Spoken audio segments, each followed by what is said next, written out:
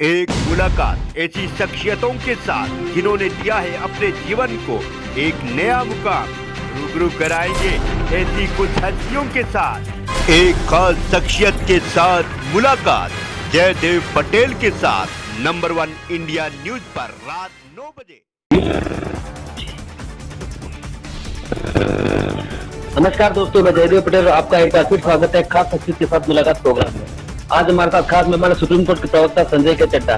संजय के चड्ढा जी, आपका बहुत बहुत स्वागत है आज के हमारे प्रोग्राम में। जी नमस्कार, बताइए। संजय चड्ढा, आपसे मेरा पहला सवाल कि कहा यह भी जा रहा है कि क्योंकि कई याचिका इस बाबत भी दायर की गई है, जहां तक नई जानकारी है 6 याचिका ऐसी है जिसमें कॉन्स्टिट्यूशनल वैलिडिटी को चुनौती दी गई है, संवैधानिक वैधता को चुनौती दी गई है। ये क्या किसी नजरिए से टिक पाएगी? इस पर क्या काबिल गौर है ये याचिका? इसको लेकर आप क्या कहोगे? जो अभी ऑर्डर पास हुआ है ये कॉन्स्टिट्यूशनल वैलिडिटी पे नहीं हुआ है।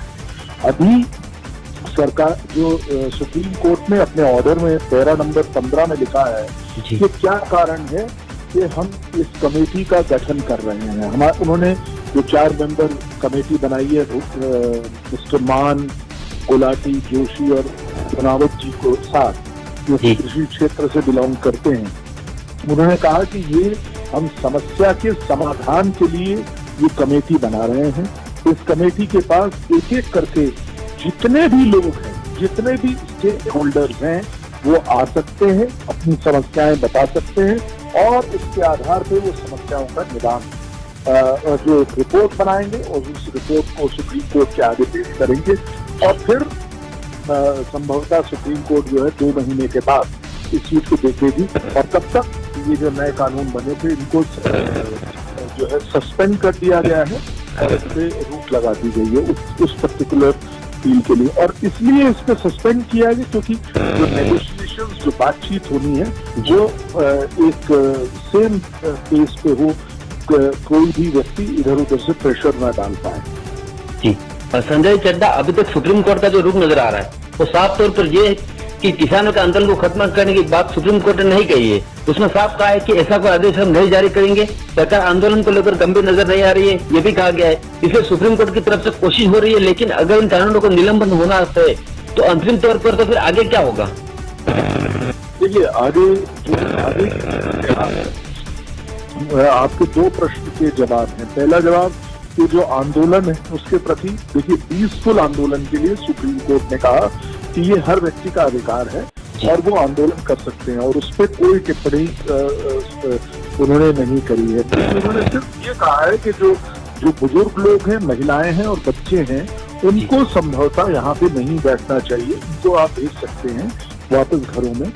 और क्योंकि अब ये कमेटी बन गई है, इससे आप इंटरेक्ट करिए, पहली चीज। दूसरा जो आपका प्रश्न है कि आगे क्या होगा, आगे अभी तक जो परिस्थिति दिखती है उससे ये संभावना है कि लोग बातचीत करके जब ये कमीशन और कमेटी पैनल जिसे हम कह रहे हैं ये रिपोर्ट देगा और वो रिपोर्ट जो है वो सुप्रीम कोर्ट के आगे जमा की जाएगी और उस रिपोर्ट के आधार पे सुप्रीम कोर्ट निर्णय लेगा।